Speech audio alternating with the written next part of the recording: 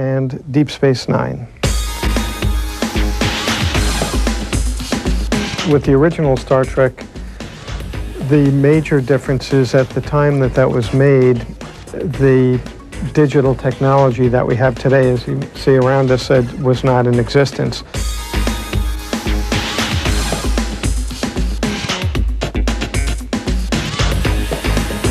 There are two things that are happening in this shot.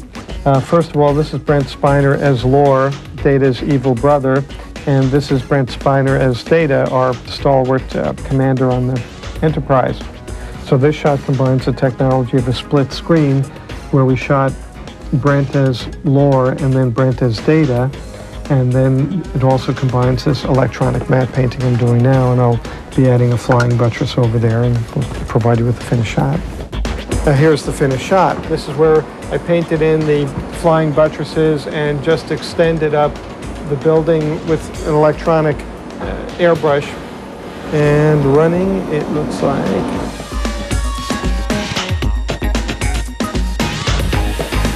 I think it's kind of nice that, at least for a little while, some of the kids who watch the show really kind of believe in it and think we're real and that we really are in space and I'm really a machine and not just a boring adult. Well, the actors like it.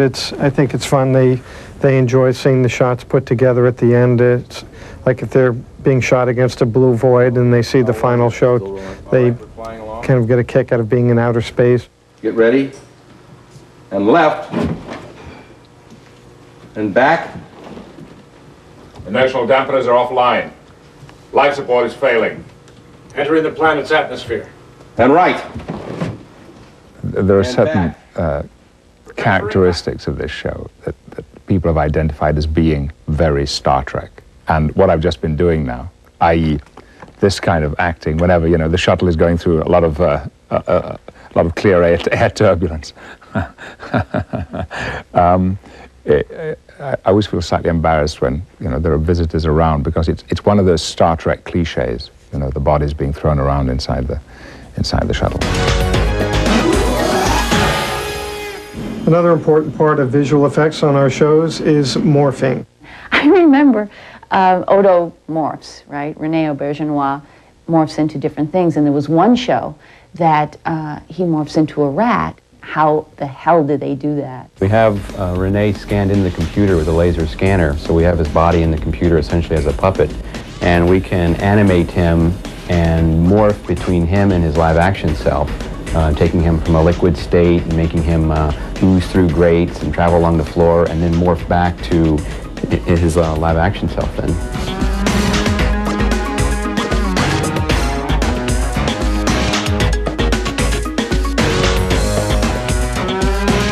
A rat is the most sort of animated thing, usually on doorknobs. We've had him flow into a lap. I've been a picture on a wall. We've had him had a very bad headache. I've been a chair. Just a lot of interesting different shapes. I don't know, the Trekkers know everything I've been. It's that world of enlightened adventure that attracts audiences. It certainly makes it attractive for us to work on. Amazing how they do all that stuff, isn't it? Well, don't go away. We've got true confessions of Never Say Die devotees when E's Inside Look at Star Trek continues. I watch Star Trek: The Next Generation. My favorite character is Hairless. He is always in command of the ship. He's at the bridge. His name is Patrick Stewart.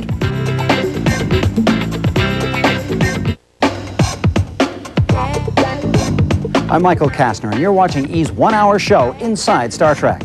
We certainly can't let the hour go by without introducing you to some Trekkers. That's what die-hard devotees call themselves. Trekkers run the gamut from Academy Award-winning actress Whoopi Goldberg to the 12-year-old kid down the block. More than 20 million of them watch these shows every week, and lots of them attend Star Trek conventions. And over the years, we've attended a couple ourselves. I'm a Trekker. I am definitely a fan. I am a big Trekker. I'm a Star Trek person, you know. I guess yeah, I'm a Trekkie. I guess I don't wear the uniforms and stuff. I must confess, no, I wasn't. I was never really. Science fiction wasn't sort of my thing before this. Okay, so not everyone was born a Trekker, including some of Star Trek Deep Space Nine's current cast members. But once you start watching, it's hard not to be sucked into the Star Trek subculture. Fans who follow the series religiously take the Star Trek phenomenon very seriously. Star Trek is it's part of our whole culture now. It's part of American almost history, you could say, because of the time length that it stretches out. It's a good philosophy of the future. I think it's just really fascinating how they have, like, how they show all these special effects and the stuff that may happen in the future. It's kind of an optimistic view. I mean, when you're channel hopping and you see Bosnia on one channel and, you know, all this other stuff, it's kind of nice to turn to something encouraging. Over the years, these fans have been stereotyped and ridiculed because of their intense devotion to the series. In reality, though, most Star Trek fans are just sci-fi lovers. There's the cliche of the Igrok Spock fan, you know, who's, you know, living in his mother's fruit cellar and, you know, has a, you know, corpse sitting there. No, and has a little phaser and you know, was like, you know, holding them people off at bay in Waco, you know, and yeah, they're those kind of fans as well. That's true. I mean, and they give the larger fandom a bad rap. I get a lot of good feedback on Quark, and it's not surprising because I know that the show is good. I'm just surprised at how many people see it and appreciate it and are kind enough to come up and tell me how much they like it. Even former cast members get great feedback. Actress Susie Plaxton's character was killed off during the 4th season of Star Trek The Next Generation, but she still has a large fan following. She was a great actress. She played the part really well. And it's too bad they killed her off. Hello. You look better without all the bones. Well, I guess that's real good to hear. How are you? Fine, just fine. My brother says you're the best looking Klingon there is. In addition to getting autographs at conventions, Trekkers come to see their favorite actors speak and to find out what they look like without makeup.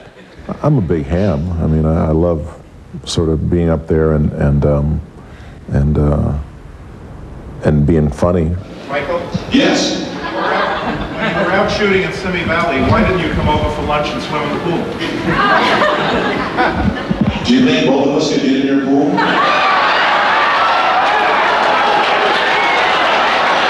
He's a little mean, I must admit. I mean, I was kind of surprised at myself for saying it, but I kind of went, after I said it, boy, this guy could kill me, and they wouldn't think anything about it, you know, but they love it. They kind of get off on it. They ask you things most of the times you can't do anything about. So it's like, write to the producers. In a way, it's great because it's like with most TV shows, you don't get any very much direct feedback from your audience, you know, but with this show you do. I mean, you can go and talk to these people and you're getting direct feedback about what you're doing, you know, from the public. I go to the supermarket and people go, they think I'm their dry cleaner or something. And they sort of know I'm somebody they know, but they don't know who I am. Original cast members often show up at conventions. They come to tell a few stories and share some old feelings with the audience. This is not a nice guy. This is not a nice guy. No, nothing stops Star Trek fans. And nothing stops these fans from getting into the Star Trek spirit when they're at a convention. It's one of my own creations. It is just your typical sort of alien female that Captain Kirk wanted to seduce. I bought the pattern here at a convention, and then I had a friend sewed it up for me. I like getting all the attention that I get. Instead of just walking through and being like, you know, everybody else, I can walk through and have 20 people stop me for pictures, which is usually the case. It's fun to see them to try to emulate what we're doing at the studio, especially with the Borgs and the Klingons. That's the sword that Worf uses. It's called a bat'let. Oh yeah, man, your light's a trip. You should check you guys out. You guys are educational. It's not enough to attend the conventions and see their favorite characters. True devotees have an intense desire to take home a piece of the Star Trek magic. And there's no end to the memorabilia available to those diehard fans. The Whoopi photograph of Whoopi, that one right there by herself. That's the biggest seller that we have. For some of the actors, all this merchandising can take some getting used to. I don't know, I was a little skeptical about it initially and about being an action figure and such, and then I thought, well, you know, if it's good enough for Alec Guinness, I guess it's good enough for me. I remember the first day at the beginning of the first season, we were all standing getting pictures taken, and I was standing and posing, and Colm was teasing me about my posing, and I said, yeah, well, we'll see who looks best on the lunchbox.